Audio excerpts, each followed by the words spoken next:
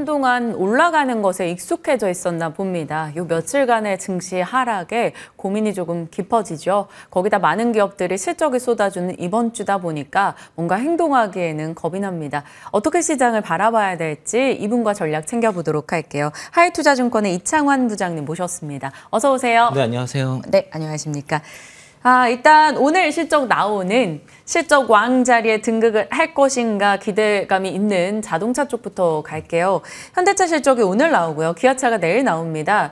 실적이 좋을 것이다라는 기대가 이미 좀 차 있는 상황, 주가도 나름 어느 정도는 올라와 있는 상황인데 현대차, 기아에 대한 시각 어떻게 갖고 계세요? 그 현대차, 기아차 같은 경우에는 뭐 1분기 실적 좋을 거라고 이미 예견이 돼 있었고요. 올해 이제 1월부터 3월달 수출 데이터를 봤을 때 전체 10대 수출 데이터 중에서 유일하게 지금 그 작년 대비해서 월별로 그 YoY 값으로 이제 그 증가가 나왔기 때문에 네. 대부분 이제 업종들이 다 이제 작년 그 동월 대비해서 다 마이너스가 나왔는데 유일하게 플러스가 나왔던 10대 업종이라 봤을 때는 실적이 잘 나오는 것은 뭐 당연하다고 볼 수 있겠고 또 환율 자체가 이제 1,300원 이상에서 훌쩍 넘어간 상황이라서 환율 효과도 분명히 있을 것 같습니다.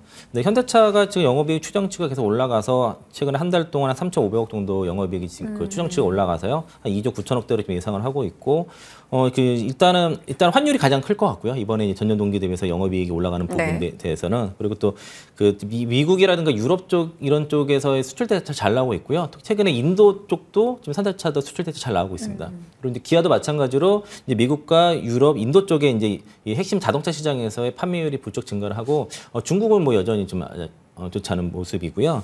기아 역시도 한 2조 3천억대 영업이익이 좀 예상이 돼서 최근에 추정치도 한 2,500억 이상 좀 올라갔거든요. 그래서 지금 모두 다 이제 그 이 추정치가 올라가는 상황인데 다만 이제 현대차라든가 기아차 같은 경우에는 현재 이제 그 미국의 IRA법에 대한 수혜를 받지 못하기 때문에 네. 그러니까 전기차 쪽에서의 점유율을 올리지 못하는 상황이라서 우리가 보통 이제 주가라는 게 그 이제 Q를 중요시 하거든요. 그러니까 EPS라는 펄을 곱해서 주가를 산정을 하는데 멀티플이 좀 올라가지는 못하는 상황이고 다만 EPS가 올라가니까 주가는 올라간다는 것이죠.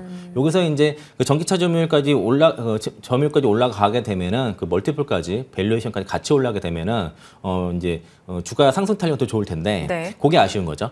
지금은 어쨌든 실적은 올라가기 때문에 주가가 올라가는 건 맞지만은 밸류에이션의 상향에 의한 것이 아니라 어쨌든 EPS의 상향에 의한 주가 상승 정도로 보시면 좋을 것 같고요.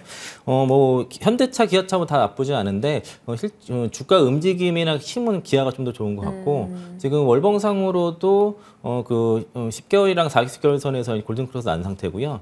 지금 그 현대는 아직 골든크로스가 나지 않아서 추세는 지금 기아가 더 강하다라고 볼 수 있겠습니다. 알겠습니다. 자동차 섹터에 그래도 주가가 올라갈 수 있는 이유와 탄력도에 조금 아쉬움이 생길 만한 이유도 짚어주셨고요. 그리고 현대차와 기아 내에서 주가 탄력도로 본다면 기아 쪽이 좀 더 좋을 수 있다는 점도 살펴주셨습니다. 자, 이번에는 탄소 배출권, 태양광 이런 쪽 좀 볼게요. 왜냐하면 미국에서 이제 화력발전소 온실가스 배출 규제 얘기가 또 나왔어요. 그럼 IRA와 탄소 배출 규제 등이 맞물리면서 결국에는 신재생으로의 전환 속도가 빨라질 것이고 그 과정 내에서 탄소 배출 등을 줄이는 쪽에서 아이디어를 찾아야 된다는 논리입니다. 어제 KC코트를 상한가 가기도 했고요. 신재생도 계속 언급은 되고 있는데 이쪽에서 좀 괜찮게 보는 아이디어 종목이 있을까요? 어제 나왔던 뉴스가 미국 행정부에서 그 2040년까지 그 화력발전소의 온실가스를 배출을 거의 없애는 정책을 발표할 거다라는 이런 보도가 좀 나왔었고요. 이제 미국 백악관 그 예산관리국에서 이제 환경보호국이 제출한 이제 화력발전소 온실가스 배출 제한 강화에 대한 규제를 이제 검토 중이다. 이런 보도가 나오면서 특히 이제 탄소 포집에 관련 탄소 포집 활용 저장 CCUS라고 그러거든요. 이제 여기 관련된 종목들이 좀 움직였고 어제는 이제 그 캐시코테레 같은 경우가 뭐 제일 센 모습이었고요. 네. 관련주로 뭐 유니드, DLENC, 뭐 삼성 엔지니어링 같은 종목이 있고요. 또 이제 신재생 에너지 쪽에서는 뭐 OCI라든가 또 CS 윈드, 어저께 CS 베어링도 장중이 좀 강했다가 밀린 모습이었지만 위아래 좀 등락이 있지만 그 풍력 같은 경우도 특히 CS 베어링 같은 경우에는 올해 실적이 상당히 잘 나올 거로 예상이 돼서 턴어라운드가 굉장히 세게 나올 거로 보입니다. 그래서 CS 베어링 같은 경우에는 풍력 쪽에서는 탑픽으로 좀 잘 보시면 좀 좋을 것 같고요. 어쨌든 이게 과연 이제 요것에 대해서는 이제 규제를 할지 말지에 대한 것들을 검토 중인데 과연 적용이 될지 여부에 대해서는 반발도 만만치 않을 것에 예상하고 굳이 이게 탄소 포집 그 활용 저장 기술을 활용할 만큼 탄소를 배출해야 되냐, 차라리 신재생 에너지 쪽으로 더 가는 게 낫지 않냐, 이런 주장도 있기 때문에 이게 뭐 채용될지 여부가 불확실하고 그렇기 때문에 일단은 테마주로 보시고요. 오늘 좀 추가 상승 나올 때 차익 우려 드리도록 하겠습니다. 네. 탄소 포집 배출과 관련한 종목들은 일단은 좀 테마성으로만 파악을 해보자. 상승 시 이익 실현 관점 대응이고요. 그러면 신재생 쪽은요? 태양광 쪽이요. 태양광 쪽도 뉴스도 참 많기도 하고요. 그중에 이제 OCI 같은 경우는 또 분할 이슈 때문에 거래 정지에 들어가거든요. 그를 앞두고 어떤 대응을 해야 될까 고민하신 분들이 있어요. 저도 이거 분할 전에 그 고객들 샀다가 물려가지고 그랬다가 최근에 한 19% 정도까지 이제 수익 전환돼서 올라왔거든요. 근데 4월 26일까지는 반드시 매도하자는 의견도 일단 드리겠고요. 그러니까 인적 분할 때문에 4월 27일부터 거래 정지 들어가는데 예전에 제가 솔브레 홀딩스를 2020년도 그 6월 달에 샀다가 분할 직전에 팔았을 때 최고 수익률이 나왔던 경험이 있었고, 보통 인적 분할 전에 파시는 게 나을 거고요. 좀 더 이제 그 회사의 성장성이 이제 그 좀 계산이 잘 되는 경우, 예전에 뭐 에코프로가 이제 에코프로 그 자회사 이제 인적 분할 할 때 그때는 둘 다 가져가는 게 저에게 좀 좋긴 했는데, OCI 같은 경우는 개인적으로는 좀 애매합니다. 이게 지금 지주사랑 사업 지주사랑 이게 그 사업 포지션이 조금 애매하기 때문에 저는 가급적이면 4월 26일까지는 반드시 매도하자라고 말씀드리겠습니다. 네. 명확하게 일단 뷰를 주고 계셔서 심플하게 저희가 빨리빨리 이렇게 질문 소화가 되는 것 같아요. 그래서 이것도 질문을 좀 드려보려고 해요. 어제 CFD 반대 매매 관련해서 무더기 하한가 종목들이 속출을 했습니다. 일부에서 여러 가지 의혹 등과 정황이 좀 포착되기도 했다라는 언론 보도도 있었는데요. 관련해서 투자자들 입장에서는 대응을 어떻게 해야 될까요? 뭐 일단 접근하시면 안 될 것 같고요. 이거는 딱 그 8개 종목이 이제 일제 하한가 갔는데 이건 조사 들어간 겁니다. 이건 금감원 쪽에서 그 조사가 들어갔기 때문에 급하게 던진 거고요. 이게 이제 워낙 이제 유통 물량이 작은 품절주라고 보시면 됩니다. 전체적으로 하나같이 다 이제 유통 물량이 작은 그 종목들이고, 그리고 뭐 여러 가지 특히 뭐 SG 창고에서 통해서 막 들어가다 보니까 뭐 한국 철수설도 돌고 막 여러 가지 루머들이 각종 있었는데, 가장 핵심적인 건 어쨌든 간에 이게 이제 그 뭐 요즘 뭐 주식도 다단계가 있다는 걸 어제 좀 뉴스 보고 알았는데요. 그래서 그런 거랑 연관되어 있고요. 그리고 이게 어쨌든 오늘 추가적인 하락은 좀 불가피하다라고 봤을 때는 이제 이 종목들을 이제 어떤 많이 빠졌으니까 매수 관점보다도 일단은 빠져나오시는 쪽이 낫지 않을까 그렇게 보고 있습니다. 네. 좀 시장에서 어제 좀 크게 이슈가 됐던 부분이라서 추가적으로 좀 질문을 드려봤고요. 사실 이 뒷부분 질문을 위해서 빨리 달렸습니다. 궁금해서요. 오늘 공략주가 에코프로 BM인데 일단 지난 공략주 에코프로부터 좀 다시 점검을 할게요. 60만 원 아래로 내려왔습니다. 그때 당시 에코프로 182만 원 적정 주가 얘기를 해주셔서 제가 그때 깜짝 놀랐던 기억이 납니다. 그게 1차 적정 주가인 거잖아요. 에코프로에 대해서 많은 분들이 지금 약간의 변동이 나왔고 이 부분에 대해서 불안해할 수 있거든요. 그 부분에 대한 AS 어떻게 하실 겁니까? 이게 이제 4월 28일까지는 주가가 뭐 크게 상승하기보다도 그러니까 60만 원 전후에서 꾸준하게 옆으로 길 가능성이 상당히 높고요. 어쨌든 간에 MSCI 편입 이슈가 기준 산정일이 4월 28일까지니까 이때까지는 좀 실 가능성이 있다라고 보시겠고, 그렇기 때문에 이제 매수를 할 수 있는 기회가 왔다라고 보시겠고요. 그러니까 82만 원 가서 여기서 더 갔으면은 얘기를 못 했을 텐데, 그게 마침 이제 2차 전지 ETF의 그 테마, 그러니까 ETF에 대한 리밸런싱이 마침 있었고, 그리고 또 마침 또 거기에 따라서 뭐 그 매도 리포트가 나오면서 주가가 빠졌고요. MSCI 편입 규정 때문에 이 신풍제약에 의한 편입 규정 때문에 주가도 이제 눌려되는 상황이어서 이렇게 많이 올랐지만은 많이 없으신 분들 위주로는 매수할 수 있는 마지막 기회라고 일단 보고요. 제가 이제 말씀드렸던 그 목표 주가 그거보다도 어떻게 산정하는지에 대해서 좀 더 거기에 집중을 해주고요. 실제로 그 영상을 이제 유튜브에 올려주셨는데, 네. 그 11만 뷰 나왔었잖아요. 근데 거기 댓글에 보면은 그 에코프로 BM에 대한 적정 주가는 150, 제가 드린 산식을 그대로 적용해서 거기 안에 들어간 숫자만 밸류에이션이라든가 그리고 이제 올해 그 양극재 가격 이런 것들을 현재 가격으로 연동해서 해가지고 150만 원 제시한 분도 계시거든요.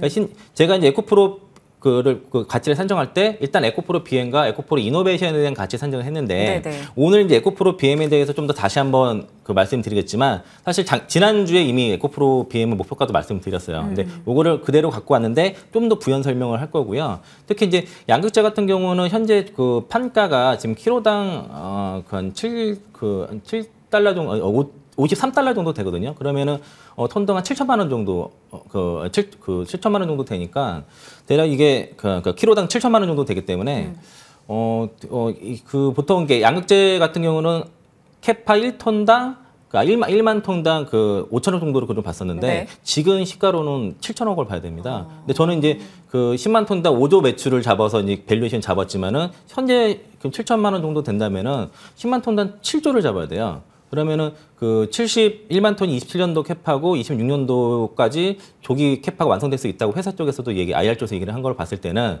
그럼 2027년도에 71만 톤이 캐파라가 풀로 돌아갈 수 있고요. 그걸로 잡으면은 그 매출이 50조가 나오는데 제가 30조에서 35조 말씀드렸거든요. 그러니까 이게 공격적으로 드린 목표가는 아니다.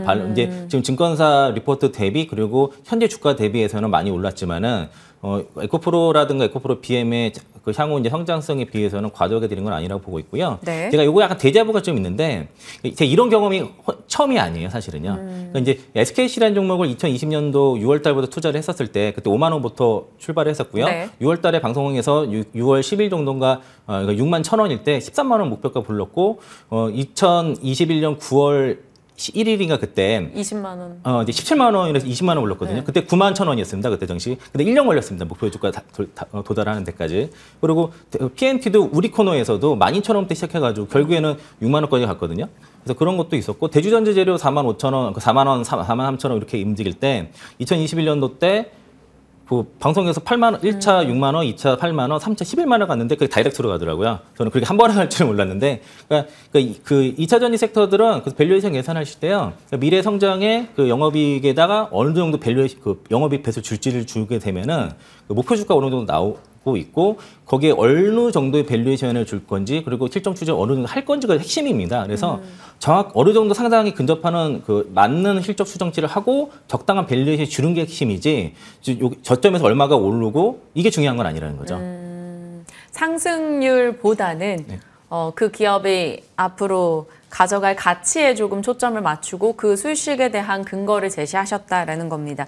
에코프로에 대해서 말씀 주신 목표가도 조금은 약간의 보수적으로 산정한 것이다라고 얘기를 해주셨어요. 그러면 오늘 말씀해 주실 에코프로 BM 지난 시간에 사실 살짝 얘기는 해주셨지만 좀 더 자세히 그 목표가 산정의 근거에 대해서 살펴주신다고요. 그러니까 이제 그 올해 그 회사가 매출 가이던스가 한 10조 정도 되고요. 근데 이제 그 톤당 그 1만 톤당 5천억 정도 매출을 봤을 때 올해 19만 톤이거든요. 그러면은 이 계산을 하게 되면은 대략 한 9조 5천억 정도가 적당할 수가 있는데 현재 시장 컨센서스가 약 9조가 살짝 안 됩니다. 매출 기준으로요. 그리고 작년에 영업이익이 한 7.7% 나왔고 3년 평균이 7% 정도라고 보면은 그냥 대략 7% 정도 잡게 되면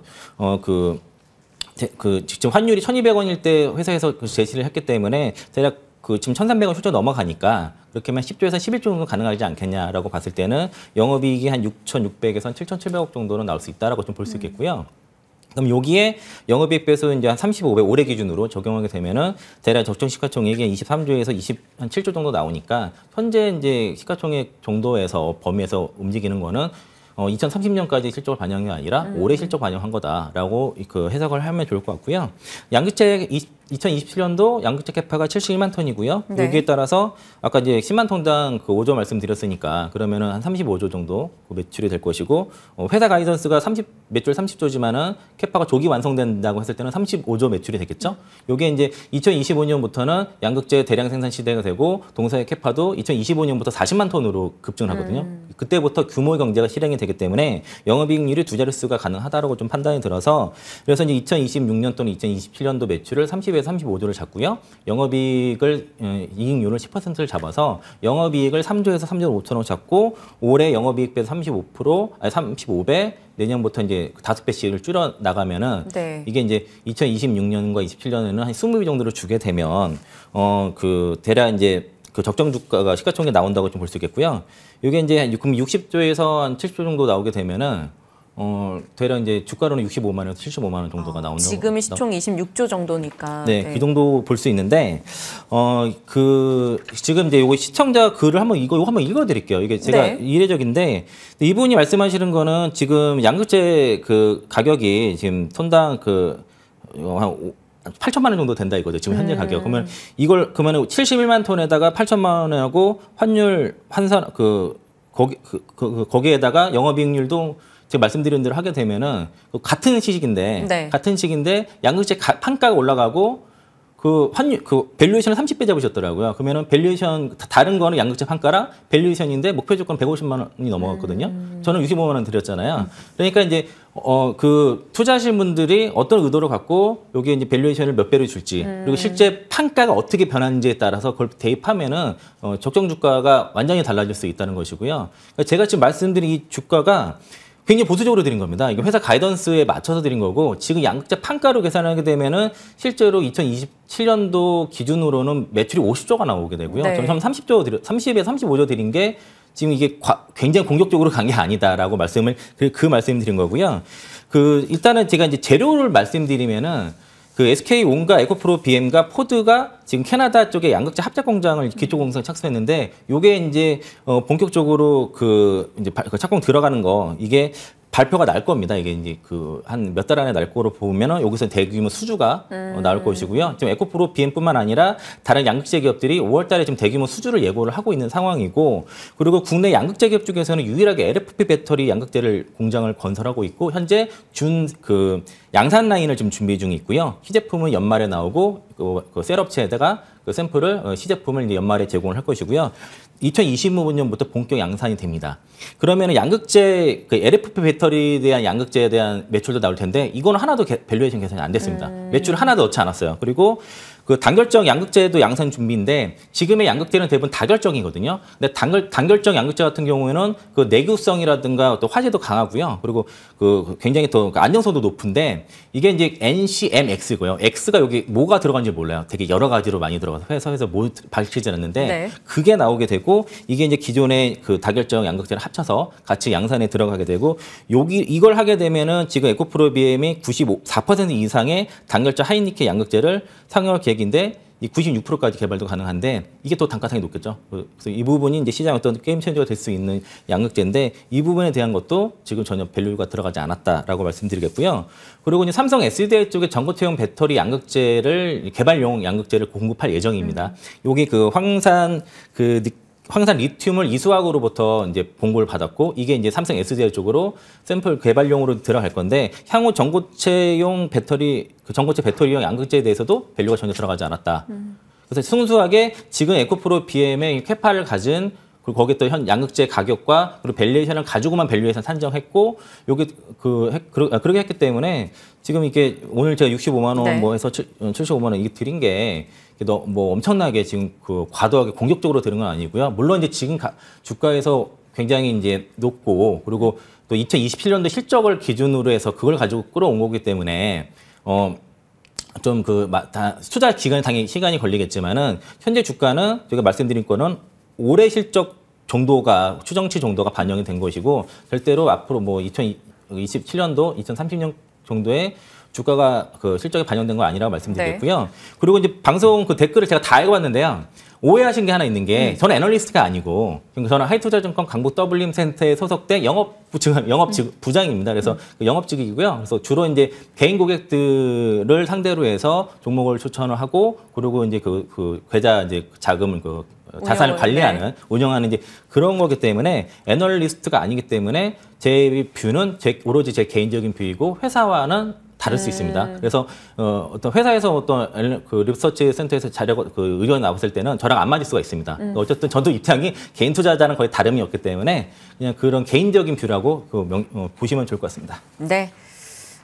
보수적으로 산정을 했을 때 1차 목표가 에코프로 BM 65만 원, 손절 라인은 18만 원으로 얘기를 주셨습니다. 어떤 내용들이고 그 계산 산식에 무엇을 포함하셨는지 부장님의 뷰는 확인을 했으니까요. 여러분께서 한번 살피시고 그 내용에 공감하시는지 여부 스스로 체크해 보시길 바랍니다.